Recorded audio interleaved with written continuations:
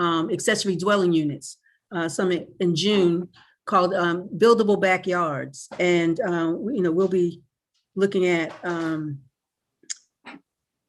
the concept of affordable ADUs, not just in Durham. This is national. We're hosting it nationally, and we have a number of national experts that will be joining us to talk about this topic of ADUs from areas from development, from actually developing one, from appraising one, from lending on lending for ADUs. So the whole range of real estate development. We'll be talking about that with regards to accessory dwelling units, which is important to us because land access is an issue in Durham. Thank you. Great, thank you, Selena. So thank you. I think we can go ahead and get started. Just acknowledging they're at about 12:05, a little bit earlier than normal, but I am grateful to have everyone here. I think folks will continue to come in. I think we have about 40 folks, and so this should be a good intimate discussion. I want to thank and just introduce our guests today. We have Senator Floyd McKissick, who's here as Commissioner of a utility. He's a former senator for the state of North Carolina and has served our city as a former city council member as well. And so we're grateful for his service. And then we also have with us, as Selena Mack, who is just sharing, the executive director of Durham Community Land Trustees, whose work has been formidable in making sure that our city has affordable housing, beginning in the West End. And I'm grateful for her work in East Durham with the East Point properties. And then we also have with us Ms. Stella Adams, a longtime community advocate for affordable housing, who's been organizing for over 40 years, I want to say, and staunch resource and just around housing and community redevelopment. I know it's CRA, Community Redevelopment Act, but and then I just want to note we have also with us Howie Manchinger. I don't know how to explain just what Howie does, but he provides like the conversation in our community and the support to develop the policies that are kind of focused on what we actually need. And so I'm glad to have this grouping of folks around housing who've been sharing in our community and serving in our community for so long. And so I'm gonna just let them take a moment and introduce themselves and share what they've been doing, whether it's been here locally in Durham, regionally, statewide, or nationally or internationally, and just share a bit about what they've been doing. I'm going to turn it over to Senator Floyd McKissick first. And I do want to note, I know that Senator Floyd McKissick mentioned that he may have to take a call and he may step away, but he will be with us. So thank you. Thank you, Councilwoman Freeman. I greatly appreciate being with you today. I know when we spoke about sharing some thoughts and perspective about affordable housing, I thought back to things I've been involved in here in Durham quite some time.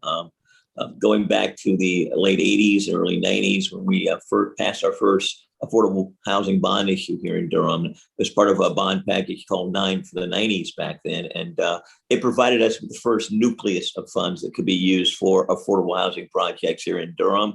And it really was excellent because, it tried to target mostly housing type projects and ventures that were looking at people that were making anywhere between 60 to 80% of median income for the area. When I think about projects that were successful that came out of that, if you're familiar with Lovett Square off of Austin Avenue in Durham, not too far from the intersection of 147, it's certainly indicative of one of those types of projects. Those bonds were sold and we saw a lot of redevelopment began to occur in terms of affordable housing in Durham. When I was on city council, we also had an additional affordable housing bond issue in a range of about $25 billion. The first one was about $14 billion in that range, which initiated additional projects. When I think about some of those projects that came from that, if you're familiar with Federal Street, where the food line is, back behind the food line, there's an area that got redeveloped that was part of those funds that were used in that time frame. So, I mean, I can remember being a part of the establishment of a group called the Durham Affordable Housing Coalition. That was passed after that first bond issue back in 1990. Gentleman by the name of Jack Price was a real legend in Durham in terms of being active and involved in affordable housing bonds. Was one of those ones that I worked with in establishing a Durham Affordable Housing Coalition, as well as Richard Harkrader. I actually served as chairman of that board for a number of years. And we were successful in recruiting Peter Skillen, who many of you might be aware of today because of his interest and legacy and the work he continues to do with community reinvestment partners here in Durham. So, I mean, there's been a lot done. There's been a lot of transition. There's been a lot that has taken place. When I think about projects in Durham that were transformational, I think about the one that the Durham Housing Authority did pursue in terms of the Hope 6 grant, which is about $35 million or so, where they went in and where Few Gardens was located. It was over near Eastway Elementary School. That whole neighborhood was redeveloped. It is certainly one potential market or model, I should say, for redevelopment that I think we could look at today. Whether we would want to do things differently in this day, time, and era, I think that's something we need to think about. When I think of sites that are available, I mean, there's been a lot of controversy in recent years about McDougal Terrace and what it looks like. And in my mind, to be honest with you, it's an adequate facility. It doesn't meet the needs of those who are residents there today. We need to think about that whole area being redeveloped right there between North Carolina Central University and Durham Tech, and providing options for people who are currently in McDougal Terrace to continue living in the area, but to reform, reshape, re-image what that might look like, and have perhaps a mixture of uses there as well. I think of another site that's available to us. It's a site that was recently reacquired by the Housing Authority, also right off of Federal Street near where Stanford Warren Library is. It's a large tract of land there going back toward 147 near the old W.G. Pearson Elementary School. Potential sites in attractive locations that we could do something positive, significant in terms of redevelopment activity. Over at the state, I mean, the key thing is going to be the North Carolina Housing Trust Fund and making certain those funds are available and tax credit type projects are going to be open for business. The greatest challenge there is the Republican majority. They are not ones that are necessarily going to be in sync with what needs to be done and the way it needs to be structured in today's environment. But that doesn't mean we can't pursue it. It just means we have to be smarter. We have to be shrewder. We have to be more strategic in analyzing what those opportunities look like and getting those funds in place so that there are funds available that can help with these types of initiatives. I mean, legally, there are always constraints dealing with zoning and zoning regulations and what can be done in types of projects. I know when I was over at the Senate, I was successful in getting a bill passed that made it possible that when affordable type housing projects were coming in, one of the factors that you could not consider in looking at projects was the income of people who might be residing in those units. And the reason that was done is so you could pass more effectively projects where, unfortunately, Durham is progressive. Durham looks at things in a different set of lenses and optics. And a lot of communities, when they were looking at those income levels, they'd be voting this stuff down. In Durham, we're likely to go ahead and pass it and move it because we're progressive and that's what we want to do. But in some other communities, when they were considering income and economic status of those people, they were using it as a criteria to discriminate and not pass housing of that nature. There's so much I could get into, there's so much I could elaborate upon. But in the interest of time, I just wanted to share those thoughts with you. We can collaboratively work and do a great deal. I think the question is identifying strategically in a plan and a program what those components should be and coming up with community partners that can help us get there in joint public-private sector initiatives or through the Durham Housing Authority or even through the private sector if we're looking at tax credit type projects. Thank you. Thank you, Senator McKissick. I appreciate your sharing that breadth of information. I think that this builds on where we're going and what's been going on in the past, and just acknowledging, I would love for Selena to bring us forward with some of the work she's been doing with Durham Community Land Trustees. Yes, thanks for having me, and Senator McKissick, some of the things you said really resonated. The looks like the first housing bond, Durham Affordable Housing Bond, actually was launched quite a few of us as nonprofits. So we're all about the same age, roughly 30, around 30 years old. So it's interesting to see how kind of what some of the catalysts were for our origination there. So I'm Selena Mack. I'm with Durham Community Land Trustees here. And primarily in the West End. We actually started in the West End with people who actually live in the West End, who were living in the West End at the time, who decided that they wanted to make a change. They were fed up with the neighborhood conditions and wanted to make a change. And so we grew out of that grassroots effort to provide not only affordable home ownership, but also affordable rental. So we do both. And we not only now, well, we initially started in the West End, but we now work in other areas of the city, including East Durham and South Side. We have units there. But what's unique about DCLT is our approach to home ownership and the way we actually envision the use of land, being a shared equity model of home ownership. So in the land trust model, and this is actually applies specifically to home ownership, when we sell a home, we do just that. We sell a home. We don't sell a land. We retain ownership of the land. And we do that for the sole purpose of ensuring that this particular house will be permanently affordable for generations to come, for the next homeowner who needs affordable housing. And the next homeowner who needs affordable housing. In fact, we have a number of houses in our portfolio that have actually sold at least 4 times every time to someone, to a new family that needs affordable housing. It does have the ability of restricting the amount of appreciation that you are able to take out of the house, but it also allows us to utilize that same property again and again. And so every time we need another new family needs affordable housing, we don't have to create a new housing unit, because it's becoming more and more difficult in Durham to do just that, to create affordable housing units, because of access to land, because of the cost of construction, because of the competition from the private sector. So we also, so that's one of the reasons that we actually, that's our model, and it's a national model. It's not something that we're doing. The crazy folks in Durham are doing. It's a national model. There's probably 300 of us community land trusts across the country, and it's been a very effective way of ensuring the continuation of affordable housing and affordable home ownership throughout the country. So I'll stop there unless I'm sure we'll have other opportunities to talk later. Yes, thank you.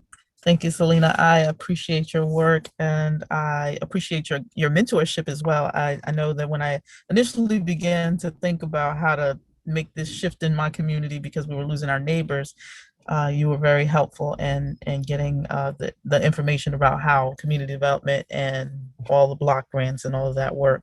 And I say that to note that our next speaker, Stella Adams, brings that breadth of experience as well on the ground at the city, the county, the state, and the national level. And so I just want to turn it over to Stella Adams to just take a moment and talk about what you've been doing and what you've done. I do believe you have the share screen ability. Okay, great. Thank you so much for having me. And thank you, Floyd, for bringing back to my memory the affordable housing bond legacies that we have. And I too am part of that 30-something group that Selena and you belong to. And but one of the things that you did talk about, I'm gonna ask people to remember this when I get to it in my slide presentation. that Floyd talked about the success of Lubbock Square.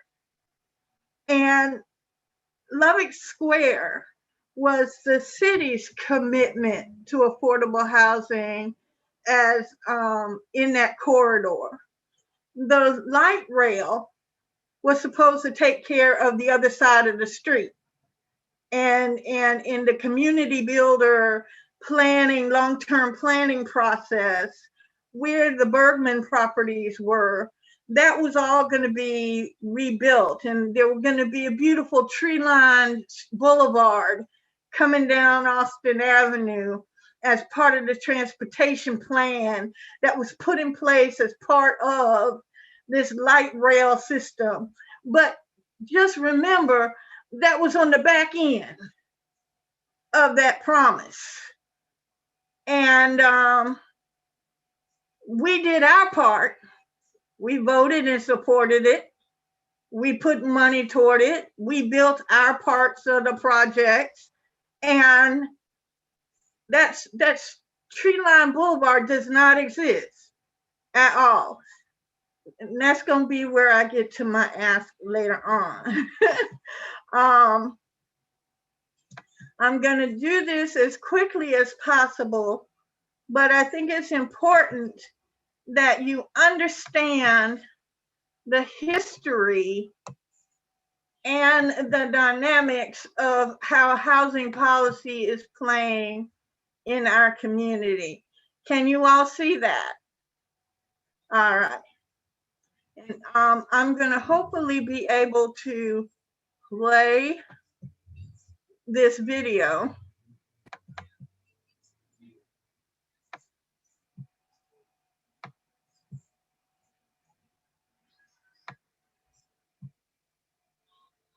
I guess the video was not going to play.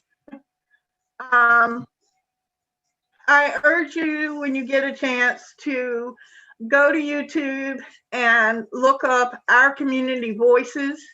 And it talks about the history of Walltown, Bragtown, Brooksville. And it really highlights that history. Oh, here it is.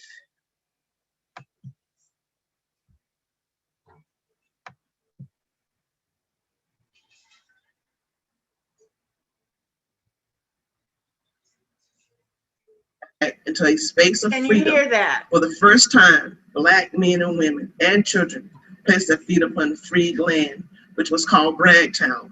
What we ended up seeing was a lot of people moving into public housing. We've interviewed several individuals who come from the Hayti community that actually moved into Oxford Manor.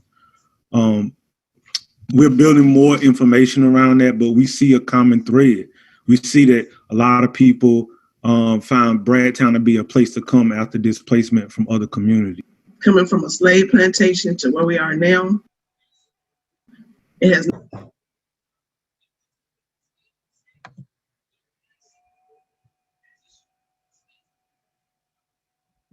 not been easy, but we have taken everything that has come our way in stride. And I don't just speak for Bragtown, but I speak for every Black community that has been within Durham. So many have been displaced or lost communities now, but we're hoping that in the future that we can gain some of those communities back and hopefully have affordable housing where some of these people can be in these spaces in Durham. On Thaxton Avenue, which was part of the heart of the Brookstown community. That's the highway today, and it cuts right through and goes right up Thaxton. There you go. It wasn't just a house of worship. Certainly that was its principal function. Right. But it was the community center. It was the meeting place. It was a place that helped to prepare the future generations of leaders. It was so important in so many different ways. And it is very disruptive when you pick up and move like that and you're forced to do it. The idea behind it was to remove the quote unquote blighted spaces, right? But we have, as no fault of our own, really been put in a circumstance where we were poor people. So we were living in what they described as blighted communities. We loved each other in Brookstown, and if all neighborhoods could be like Brookstown was. I mean, we are still Brookstown. We still have Brookstown in our hearts. Going back to the recreation center, when it was an incinerator and they cleaned it up, the members of the community cleaned it up. And then they built this one-room building that was the recreation center. There's that phrase kind of in Black history, Black culture, you know, making something out of nothing, making a way out of no way. And very much the legacy of Walltown speaks of that to me. Across the street from this house on Onslow, there's a new home in the neighborhood that's under contract for over $1 million. So areas that are red line, and you'll see some of the other red neighborhoods here are historically Black neighborhoods in Durham. That those neighborhoods were given a red line to say that they were not going to get investment. So you couldn't get the kind of bank loans, mortgages that other folks were receiving at the time.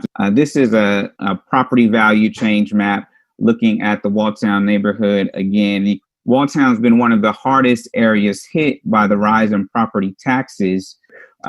These neighborhoods are the ones being hit hardest by gentrification. As they do that, increase the property value, then people that live there, when their taxes go up, guess what? They can't afford it. You know, they're pushed out. That's one of the things that, you know, is happening.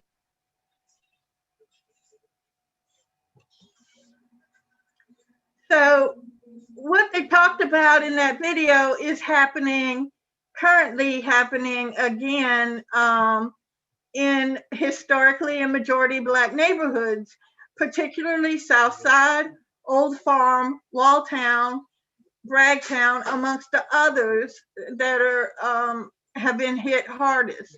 When we talk about South Side, and Selena, you can talk about this some, but the people who bought their Habitat houses in 2017, and they had their taxes built into their escrow, once the new tax valuation came out in 2019, they were unable to afford their homes. They had been told that the tax rate would go up over time, but the reality was that it didn't. And it went up by 100% in 2 years. And what was an affordable home for them, what was a gift of a future for them, became a financial burden and a hardship that has dramatically not improved their lives, but been a detriment to their current state of affairs. Oh, y'all know I'm gonna be passionate about this. I want you to look at the tax valuation that has gone on. Look at the 2016 valuation of Southside, $64,784. 2 years later, 126, doubled as a result of rapid gentrification. And can you imagine, while that wealth is great, that's not real wealth, because you can't sell the house, the Habitat house, for that much money. It's not possible according to the deed. You can't sell a land trust house for that kind of money, because it's again built into the deed, yet that tax burden remains. I want you to again look at the South Side and Bragtown's tax increases.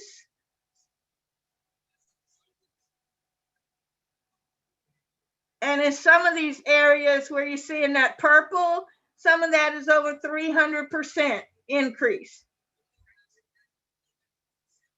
They showed you the Walltown map, and here's the map of Old Farm.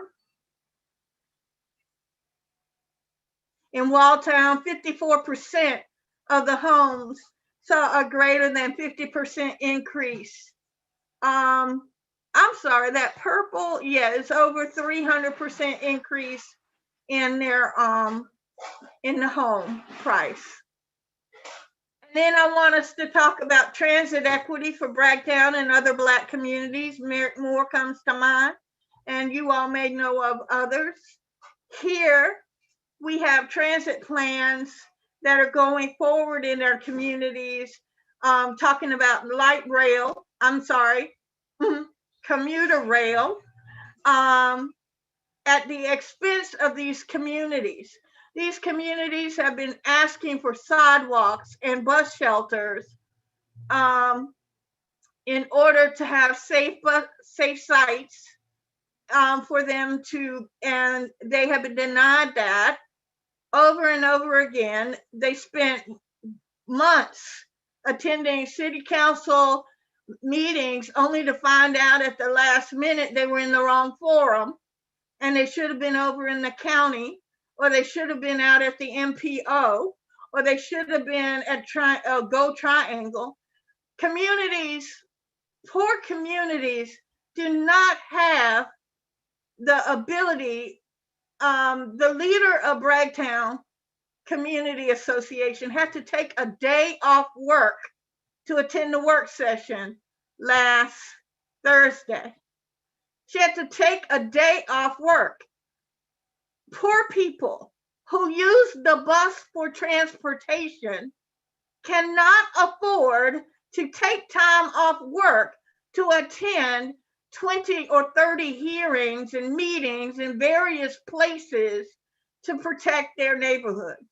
That's one place where you can be of use. The current city policies, city and county policies related to taxes, transportation, and housing perpetuate past discrimination. It is sidewalks and bus stops that are the new tree canopies. Back during the redlining days, the city paid for trees to be planted in all the residential neighborhoods except for the redlined neighborhoods. And then 10, 15, 20 years later, the appraiser said there was no pride in ownership in the minority neighborhoods because they didn't have tree canopies. A lot of community members now are saying, oh, now you want to put trees in my neighborhood, but you won't put sidewalks and bus stops there.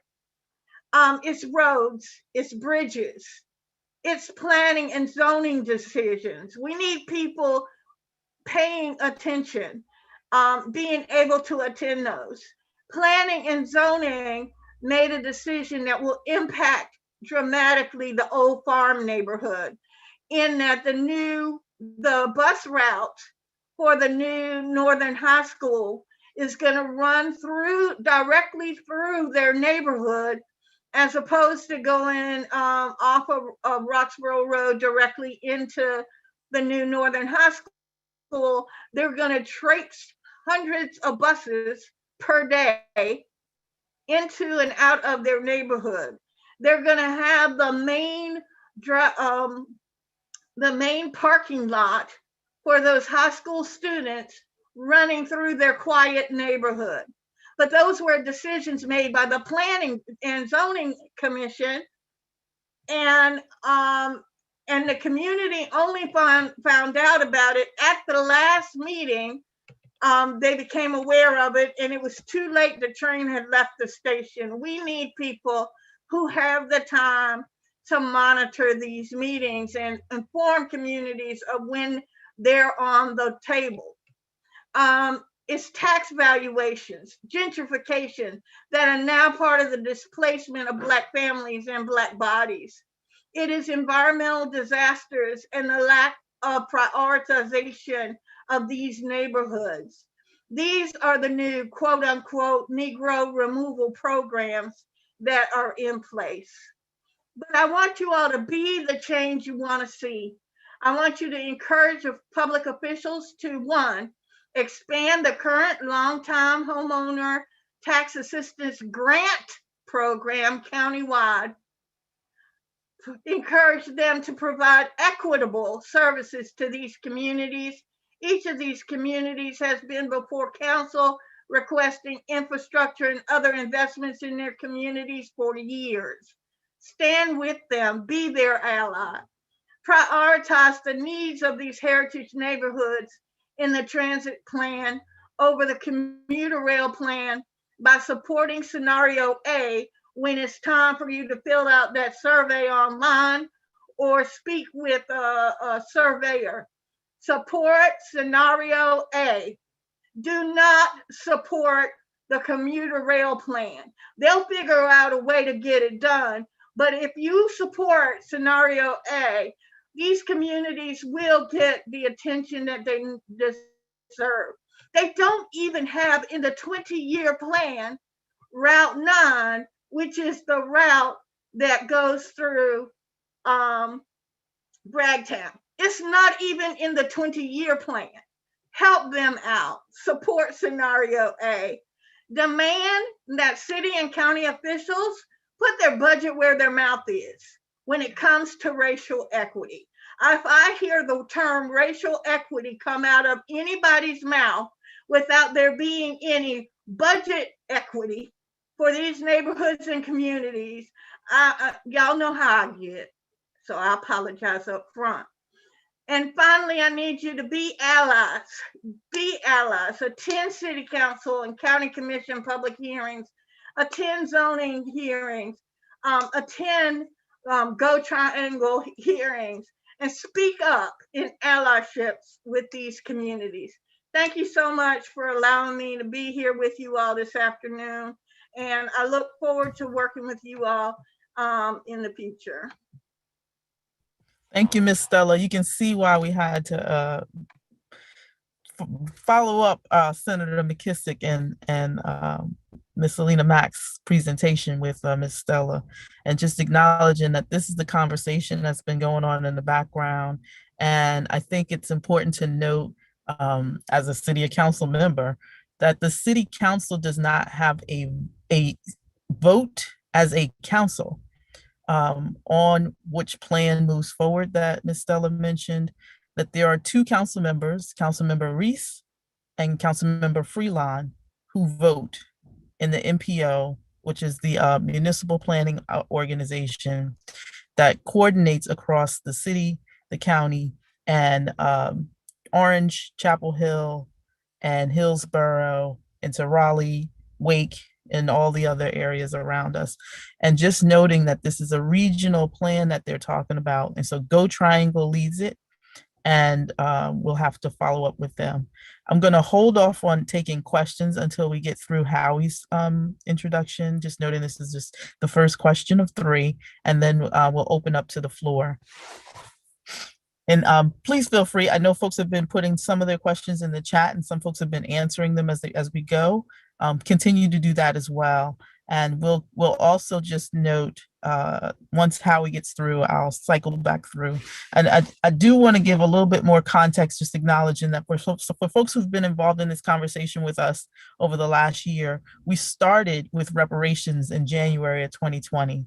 And this is the reason why. And as we continued, we talked about, George Floyd, and we continue to talk about the lynchings with Isidore Banks. And we continue to talk about all of the many things from the past and the present in this way, because we need to make sure that the parallel of how this continues to happen on our watch, so to speak, in a time where we all live, so to speak, is not, you can't use that excuse. And so just making sure that we keep that at the forefront of this conversation. I know the line that draws through is how racism works. And I just want to continue to draw that piece in. I'm going to go to our next speaker, Howie, if you can come off mute. I can't see you. I'm here. I'm unmuted, okay. I think. So should I just start? Yes, Howie, and just talking about what you're doing and how you're doing and what's happening here, locally and around. Well, thanks for having me, and I want to thank my other panelists for a lot of that important history and current activity. The first thing I want to say, which may be obvious, but housing is a human right which is recognized in international law, including in the Universal Declaration of Human Rights. So I'm mostly going to focus today on the situation of renters, who are almost half of the Durham population, disproportionately Black and brown people. And I think this is a time to think big about such a daunting problem And we face a lot of obstacles in making changes, but I want us to think about where we'd like to go, and then I'll talk a little bit about some of those obstacles. So the first thing I think we'd like the city to have and the city council to recognize is a tenant bill of rights. And this, a lot of what I'm going to say is drawn from the work of Bull City Tenants United, which I work with. I also want to note that I was on the housing subcommittee of the Durham City Racial Equity Task Force, if Stella will allow me to use the word racial equity. So in a tenant bill of rights, what might that look like? So I think it would have the right to healthy, sanitary, and environmentally sustainable housing. That there would be a right for people in a building complex to have collective bargaining rights with the landlord. That they would get timely repairs, not have to wait forever.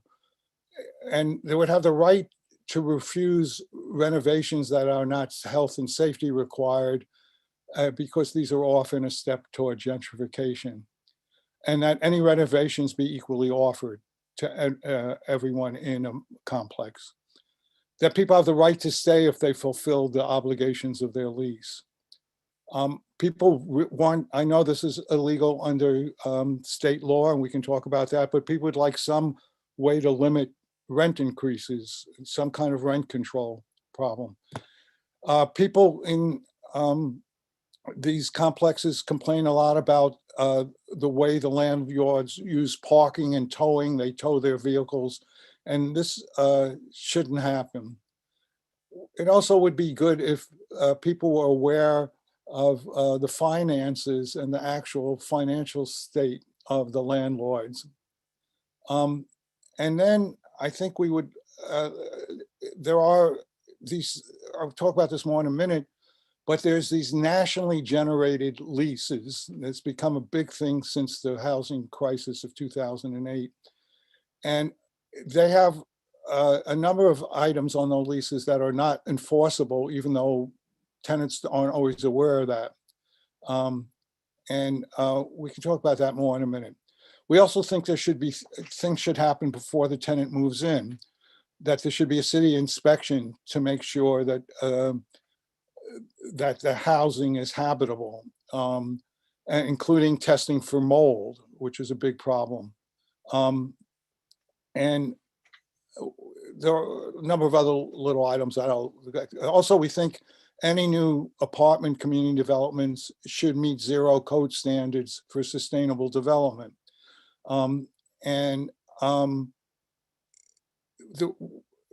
We also think it's important that the city and the county, when they get federal and state money, that they use that money. So that's sort of the end of a basic tenant bill of rights. I'm sure more could be added.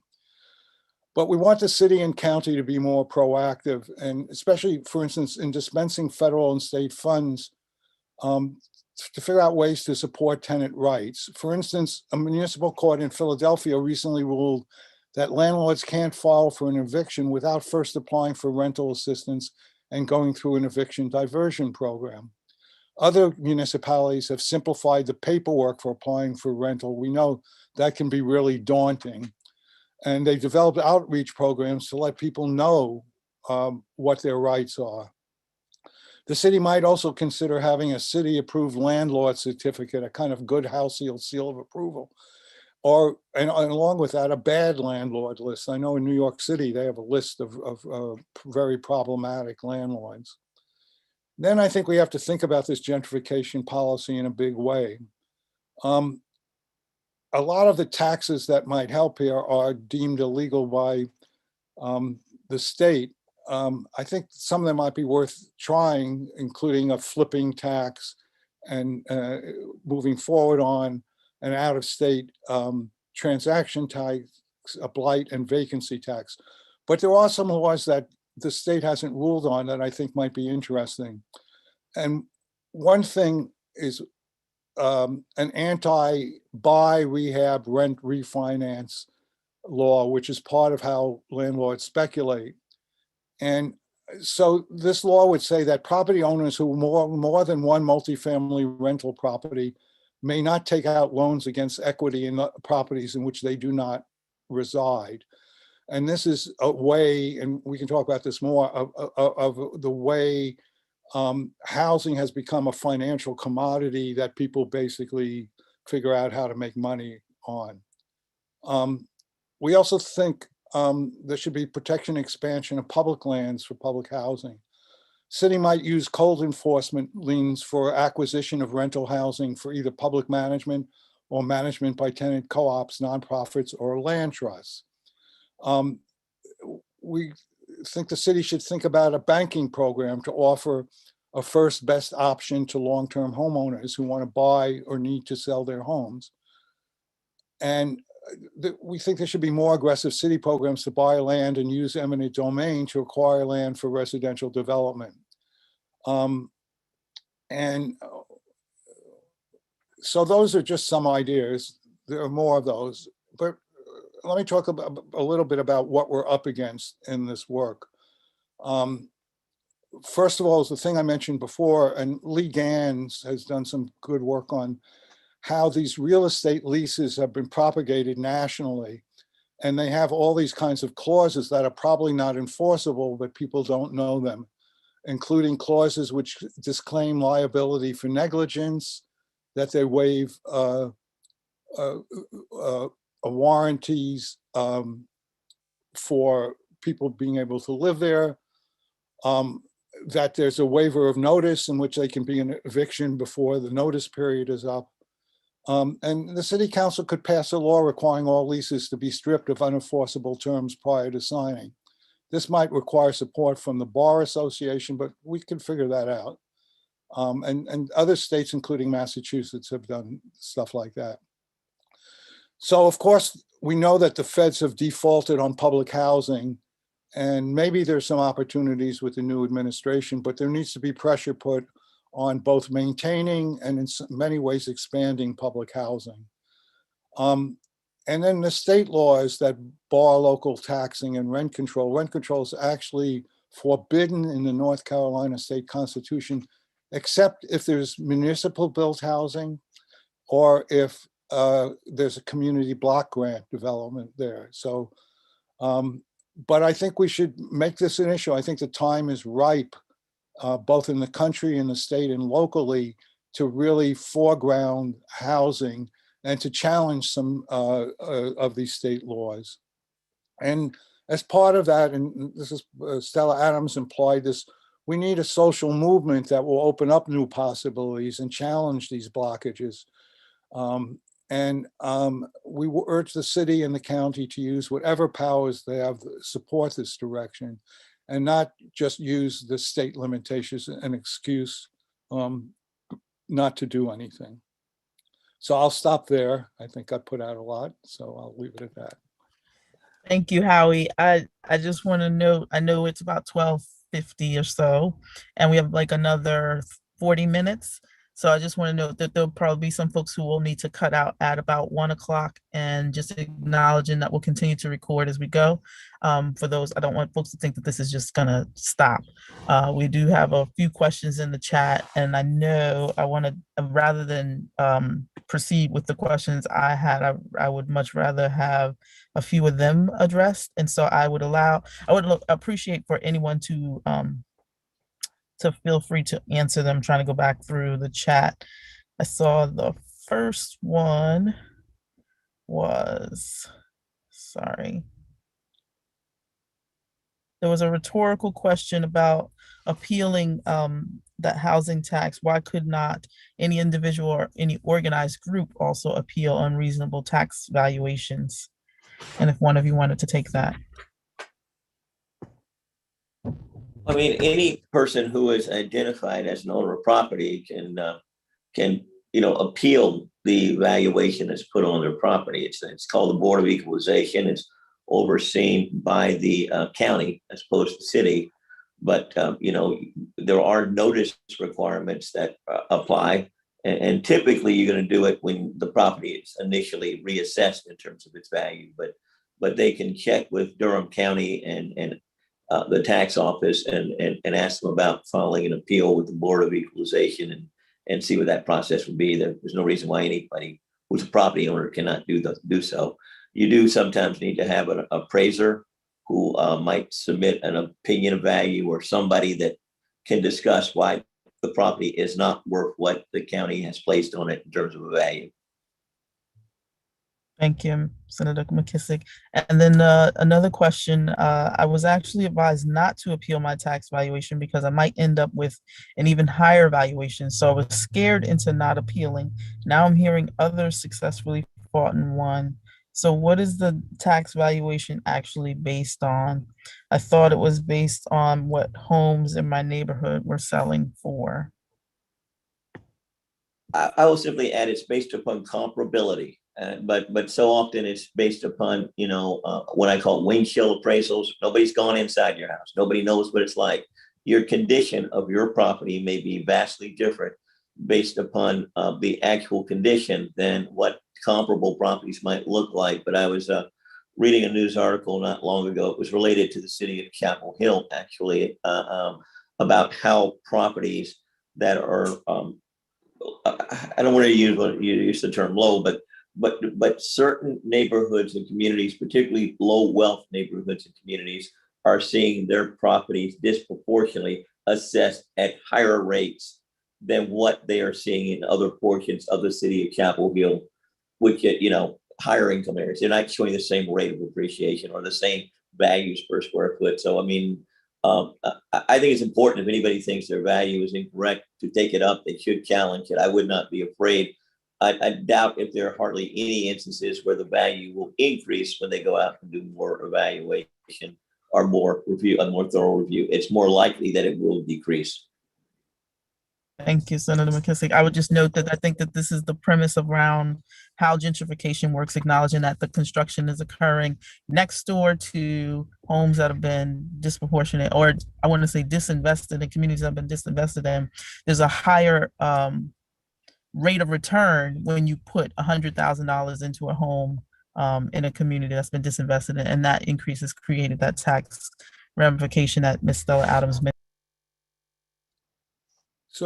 So I think the state doesn't allow the city and county to figure out ways to differentiate property taxes that might be beneficial. So that's another issue with the state. Definitely. There's no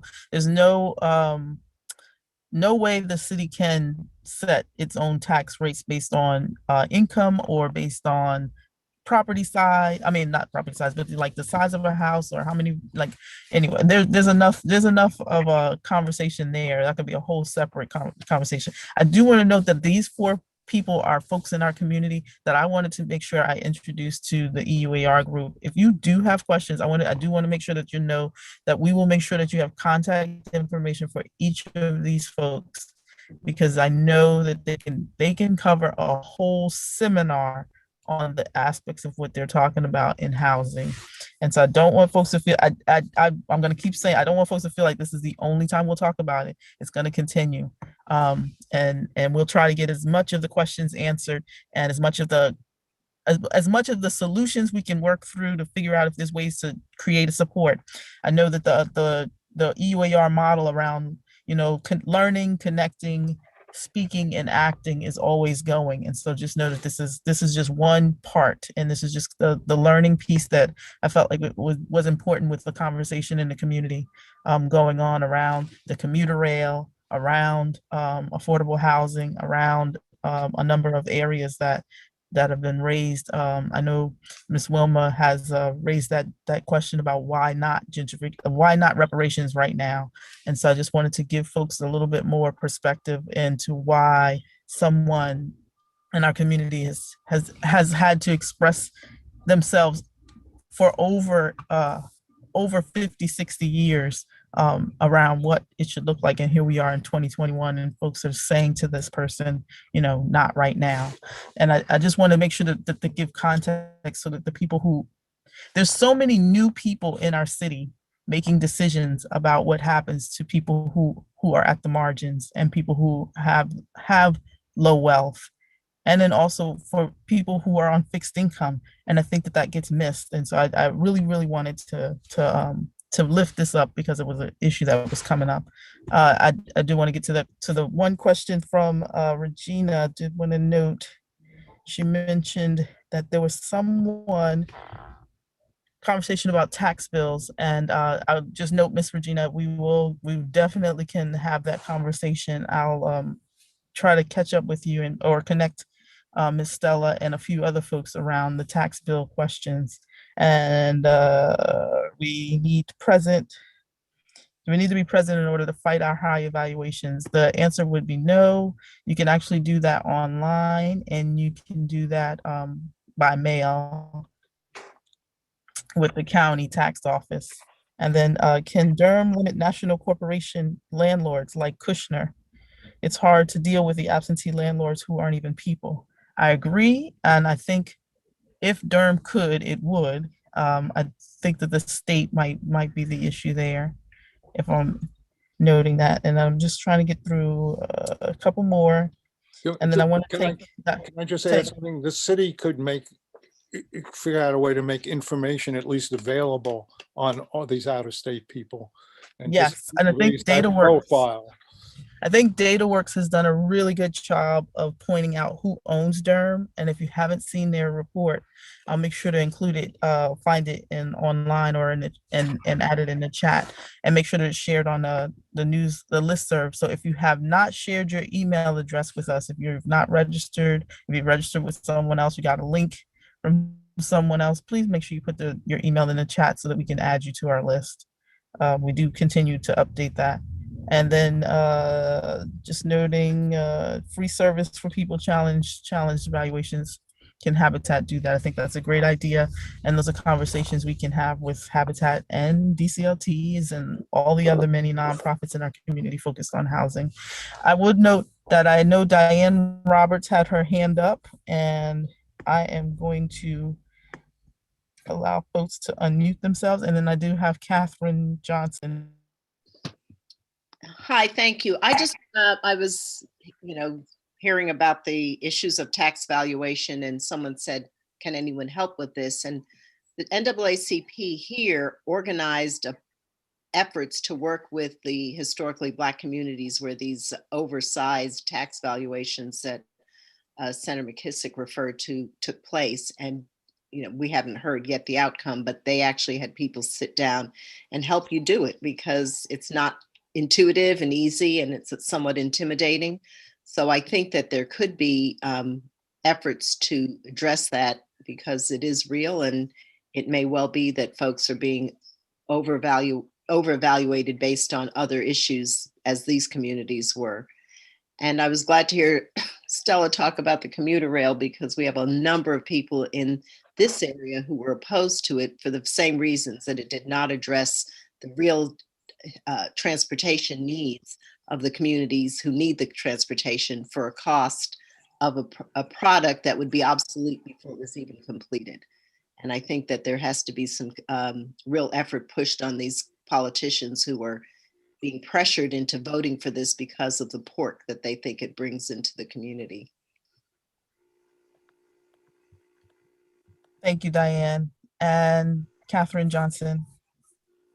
Hi, there's a long thread that I started in the chat that you might want to look at if you're not checking with chat, all of you. But I just wanted to add quickly that I think that my success in appealing the overvaluation of my property for the tax bill. One reason I was successful is that I'm white. Not that they knew I was white, but I have, I'm well connected into sources of information, and I know how to think through issues that some people may not have been trained to think through. So I sent pictures of the need for work on my front porch, and I pointed out in my appeal that I don't have central air and heat. And they actually offered me an even lower valuation than my guess. So I feel like I won that partly through my position of privilege. I live in a very high value neighborhood, by the way, but they seem to be looking at houses nearby. They tell you which houses they're looking at to compare values, and most of the ones that they listed in the case of my property were recently flipped, which means that they were comparing the repaired value. I could repair my house and sell it for that much, but I might not want to. So I understand a lot of those issues, and a lot of people will need community support to help them work through those issues and file a successful appeal. And in addition, I continue to blame gentrification for a lot of what's going on in terms of overvaluation of individual properties. Thank you. Thank you, Catherine. I will note that I think Ajax in the chat noted that Durham Can has a housing team that's focused on supporting folks trying to do just that with their, hold on, I noted. Ajax, did you want to come off mute and share? Working steadily to do outreach, research, and organizing for power around the complex web of HUD funding, landlord-tenant arrangements in Durham, including DHA. And he shared his email address and phone number in the chat. And I think that just to note, what we'll do is in a follow-up to this conversation, we'll focus specifically on some of the concepts that Howie has brought forward, because I think that there's a lot of meat in there that if we could flesh out some way to support something moving forward, it might be with in conjunction with Durham Can or organizations like Durham Can or Bull City Tenants United, just so that there's some collective push around some of these things that Howie mentioned.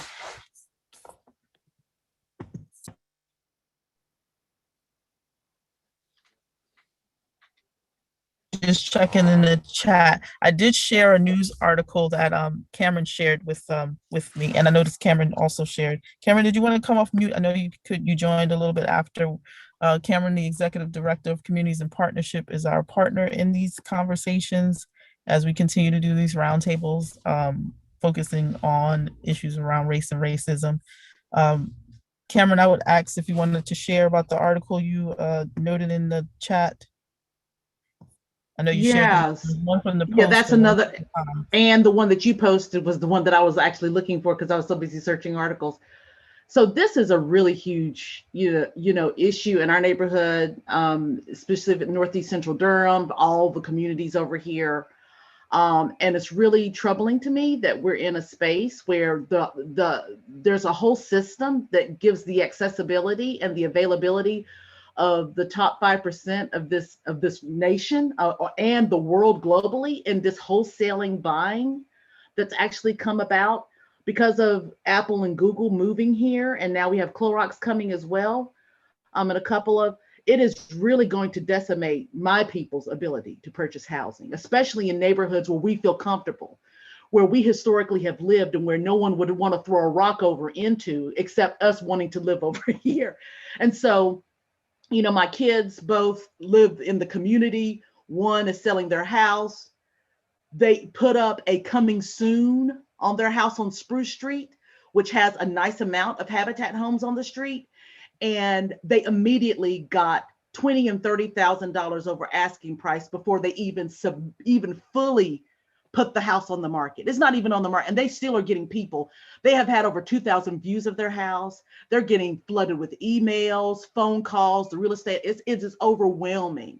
At the same time, you're looking at people who are first-time home buyers who have to be able to afford a $300,000 to $400,000 house. And so why do my kids, who are descendants of people who've been formerly enslaved and who went to NCCU, their parents went to, their dad went to NCCU. We were over here when nobody wanted to be over here, like Deidron and other people. And all of a sudden, my kids have to pay $300,000 and $400,000 to live amongst their people in their community because they want to be close to us, also acknowledging this might not last forever, because the reason why the one set of kids is selling their house is because their street's been totally gentrified just about. And they want to be in a space where they can be around more people of color. And so there has to be a way that we have to organize in terms of how we push this legislature, because we have to have some sort, and even when we have fair rental housing laws that are much more amenable to renters, look what happened in California. California's rental laws are much more amenable to defaulting to the renter, and they have had massive displacement. We have to be strategic, and we need people to kind of to build funds. That we need to buy houses, and it needs to be led with Black-led organizations helping to purchase these houses and maintaining affordability and giving access to our people. I mean, I don't see any other way around it. It is dramatically, I cannot believe what's going on over here in East Durham, is what I'm saying. I really cannot believe it, that people are paying $20,000, $40,000, $50,000 over asking price. They put the house on the market, they give you 24 hours, and they want your best offer within 24 hours. That's what's going on. And our people cannot compete in that. Yes. And I see Betty Curry has come up with her hand. So you can just come off mute. Hi, everyone. I just wanted to introduce myself. Some people I do know, and a lot of you I do not. I live here in Carrboro, North Carolina, Chapel Hill, and I am a member of Affordable Housing Commission in Chapel Hill, Carrboro in particular. And so as the commissioner, it's been very difficult assess, because we all must admit and be real about the fact that we're dealing with racism when we're dealing with housing. And housing, anything that was established in this country, if you know anything about the history of America, race was involved. Housing in particular, it was deliberate by the federal government to keep us separated. And so my thing is, what are we going to do about that? You know, we need to have those conversations, because you have to realize those that are in office that makes those decisions, like zoning, planning, they're white. And so they're coming from their own premises and their own belief systems when they make decisions. And never are we included in them. And let's be real and clear about that. So what we have to do first is assess those who are in charge, because they're the ones that are being unfair in their makings.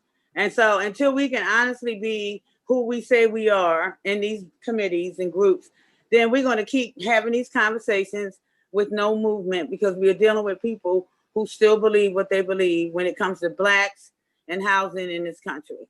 So what I want to do in my town, and I hope to have some of y'all as participants, I'm sure y'all familiar with him because I heard y'all brought him here, was Richard Rothstein. Now, I don't know if half of you read the book Color of Law, but that book saved my life, and it made me understand why I'm in the situation that I'm in as a Black person in this country. So my advice to everyone on this panel, to read that book, and then we can decide how we're going to do this, because it's ingrained deeply in the system as to why we are in the situation that we're in. And most importantly, it's white folks who do not want us in their communities. And so until then, you know, we actually have these obvious conversations. We're just going to be talking around the board and getting exhausted like I am now. But anyway, I just wanted to share that. We have to really look at the race that is involved and its deliverance in keeping us out of these spaces. Thank you. Thank you, Ms. Curry. I would just also offer that Dr. Mindy Fuller Lovely also has a great book around connected cities and the urban alchemists, and just noting that I think that these conversations are ripe, and this is the time to really start to push in on what the housing policies and zoning and land use looks like. And so I appreciate that. I didn't know, we also, if you haven't been aware and didn't know, like out of Greensboro, the recent conversation or the recent issue when they had to dismiss a planning commissioner who refused to call a Black woman by her name, which was Dr. Rosario, and just, you know, misnaming her in the same way that we had the conversation in our previous meeting, just in that context of the transgender conversation, acknowledging like it wasn't the same as dead naming, but in the same sense, just disregarding who she was as a person and how that all ties together. And I'm just going to continue to just share how this all loops in because we don't want to lose sight of all of us who are in this work, and how we have to continue to press not just on housing, but also on the land use, also on the transgender equity, also on the transportation, whether it's busing, bus stops, or, sidewalks. I mean, these are all issues that are tied together, and race does run through all of them. I appreciate your comments. And I know that Ms. Wilma had her hand raised, and I did not see it. I apologize, Ms. Wilma. That's I think okay. a few folks let me know in the chat. I don't know how to do the little artificial hand that points up, so I had to do mine. But I want to hear our panelists today actually explain what the root causes are for blighted, low wealth Black communities to begin with. It's not like it's just something we look forward to doing, but it's the racism that's put in place. And then all of a sudden, we are the ones that need help, but don't ask for too much help now, because it's not your turn to get it. And for the land trust, I don't understand that, because how, if someone buys a house, they can't buy the land, and if they move out, what happens to what they've invested in that house? And when they leave, are they able to actually have money for investment? And I guess that's really my thing. Until you have money on the back end, nothing's going to change. It's got to be there so you can make decisions and not always have to ask someone, may I do this, or I need this. And I know people get tired of me talking about what is owed to us, but until that's demanded and gotten, nothing is going to really change. But that piece about why the blight is there, I would like to hear the panelists just in a couple of words. Why do we have blighted Black communities? And please don't say it's because that's what y'all want, because I have to come get you. You won't hear that come out of my mouth. It's because of government actions. I can name 3 men in particular. Fred Babcock, who was the most racist individual you can imagine. He said that Black folks didn't have the capacity to keep property, and he was over FHA. He also was over the VA.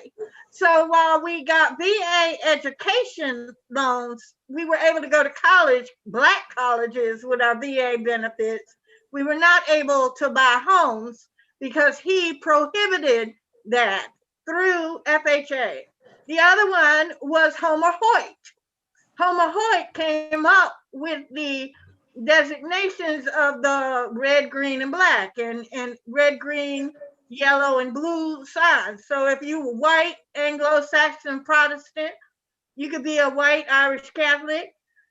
You were in that green group. Then that yellow group was sort of Eastern Europeans. Then the blue group was the Eastern Europeans. The yellow group was the Slavic nations.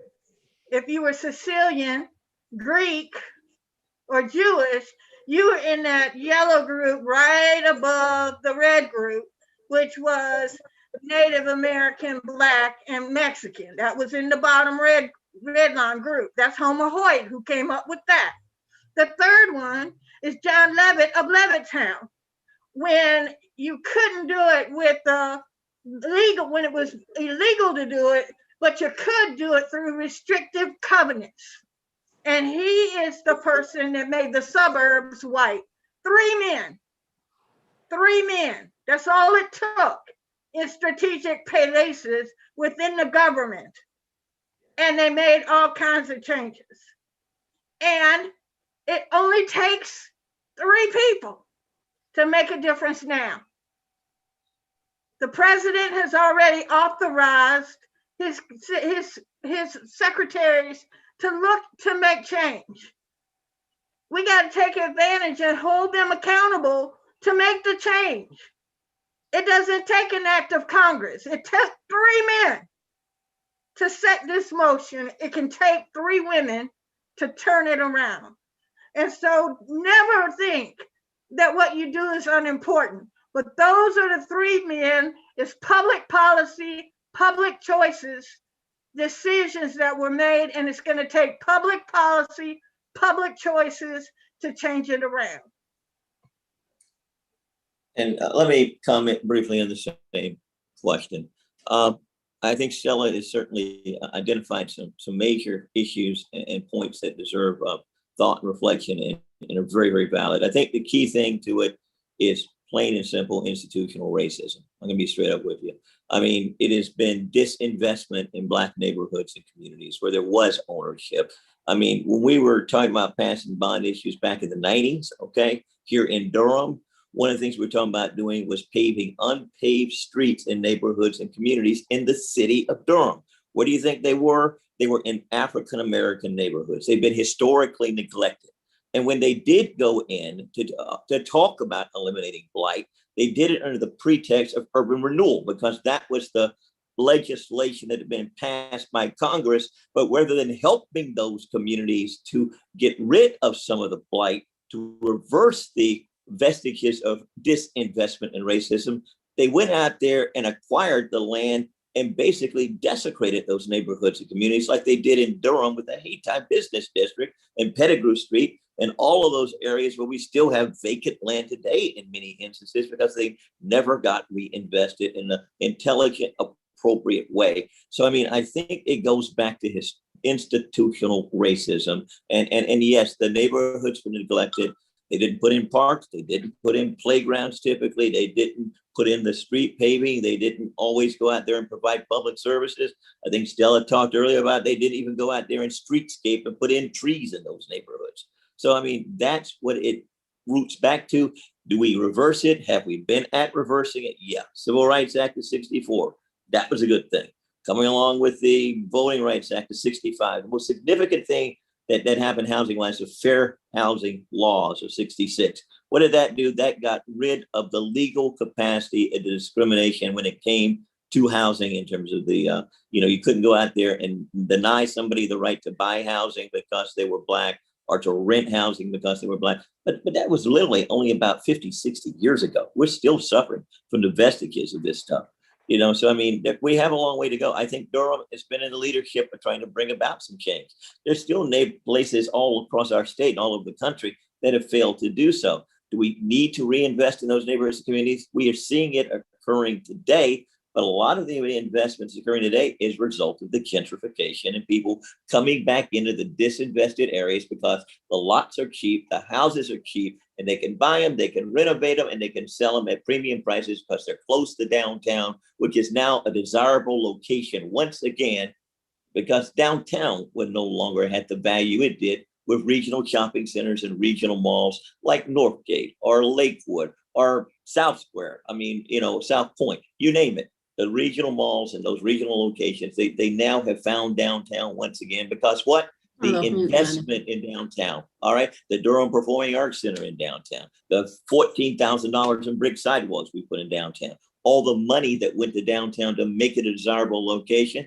So, I mean, we created it to make downtown successful. The gentrification follows it. But all of that is part of what's going on. And when it comes to community land trust, it's a good model. It's a successful model for people who understand the model. Sometimes people don't understand the model, and that is where they have problems because, they don't understand the land will continue to be owned by the trust as opposed to, the housing they own. Do they see the same appreciation? Probably not the same, but they do get a step up. They do get a leg up in the process. I mean, it is a good model for some people to buy into, to provide a benefit in terms of having ownership in housing and an opportunity to get some equity. Do they get the same amount of equity they would if they own the land? No. they aren't going to get the same equity, I don't think. But we have somebody at Community Land Trust. I want to commend them for the work they have done, because I think they've done some amazing work over in the neighborhoods where they've been active and engaged since I'm going to say the late 80s or so, late 80s, early 90s, in that time frame. So, there are lots of models out there. So lots of things we can do. I was sitting here thinking, when I bought my office over here at Mangum Street and Gear Street, nobody wanted to invest in any of these neighborhoods in this area. There's an apartment complex down the street called Glendale Apartments today. Very successful, very nice. You know what that apartment complex was bought for? When I was a part of a nonprofit that bought it, $1 from Resolute Trust, because it had been foreclosed upon back in the 80s during the recession back then, and nobody wanted to buy it. But today, you can still go in there, and people who have incomes that are 50 to 60%, the median income of the area, can still get apartments in that place. And now it's one of the nicest neighborhoods close to downtown. So, I mean, there are lots of models that work. I think the land trust is a good model, a successful model for those who understand it. So let me just, going back to reparations, I think we have to go back to the denial of 40 acres and a mule that set the terms for the lack of access to land and housing. And then, so I'm going back a little bit back before the redlining. And then in the early part of the 20th century, there were all these zoning laws that we refer to that ended up supporting white ownership over other people's ownership.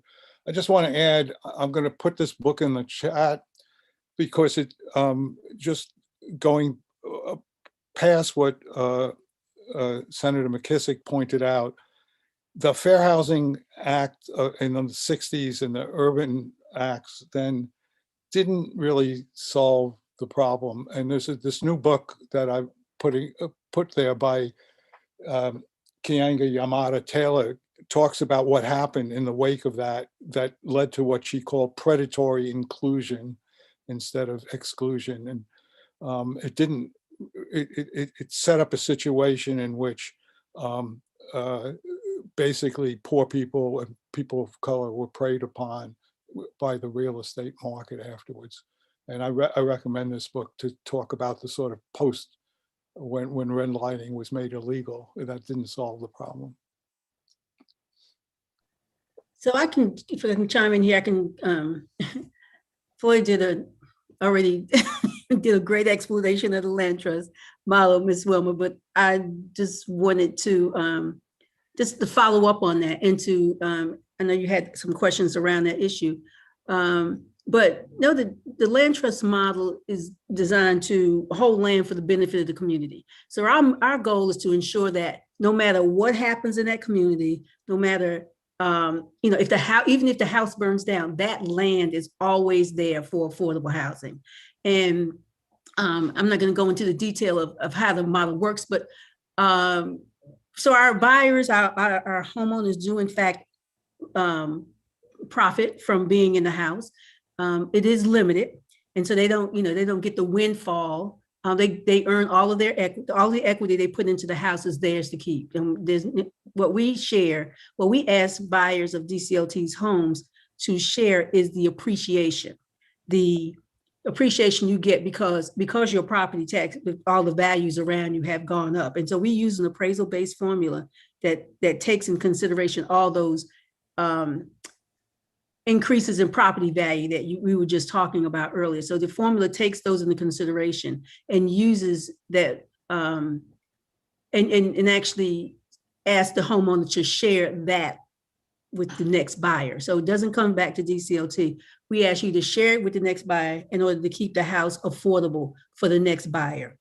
So the idea is that we want to ensure that over time, this house is always set aside for somebody who needs affordable housing. It is not sold to the highest bidder.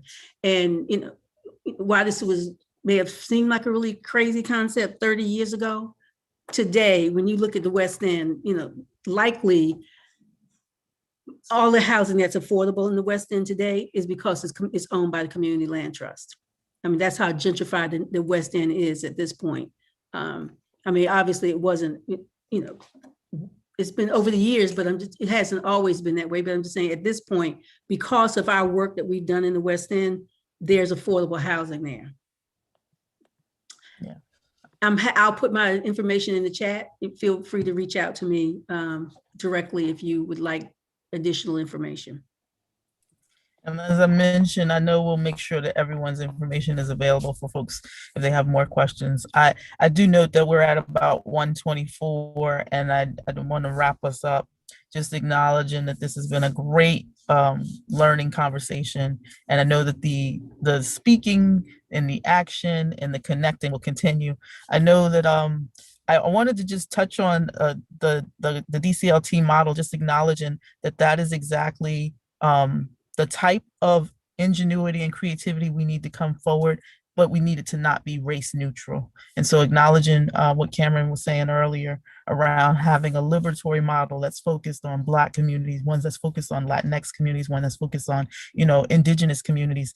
Those models need to come forward, and they need to be for us, by us, and folks need to support that. I don't know how to say that any more plainer, because that in and of itself is going to be what builds the equity for the people.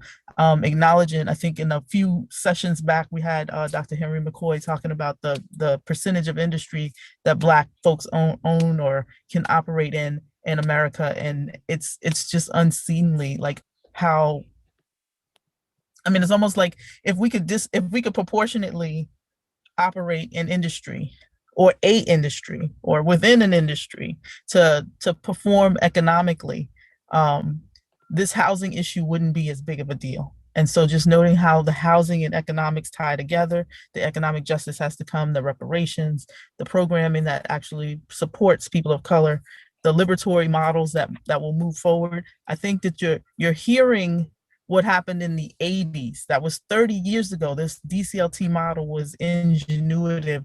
Habitat for Humanity was ingenuitive, and they've served their purpose. They've got us to this point, and we need to do more to get further. And so I'm looking forward to continuing this conversation. I will invite all our guests to come back as often as they'd like. I know that everyone's very busy, and I really appreciate them taking the time to be here today for this hour and a half. And I thank you all for the great questions. I thank you all for being yourselves, your true authentic selves in this space. And I know Ms. Wilma wants to say a word. Oh, she's telling me she has to go. But I do want to make sure that Kathy and Cameron, if you wanted to say something, I think we have about 4 more minutes, just making sure to touch back with you both. I just wanted to say, this is Kathy. Thank you so much to our wonderful panelists. This has just been a very extremely interesting and informative session. We will make the recording available and the resources that people have mentioned. And we are also posting recordings of our sessions on our website now, so as well as in the emails that we send out. And we'll make sure everyone's added to the mailing list who's here today. And the last thing I'll say is this has been awesome. Thank you for everyone. I want to challenge us to, Deidreana is so correct that the habitat model, the DCLT model has been such a much needed entity. But if this was majority white people going through this would not be the solution that we would come up with. So we need to be who we say we are. And we need to think for strategies that allow for everyone to build wealth that's not predicated off the oppression of other people.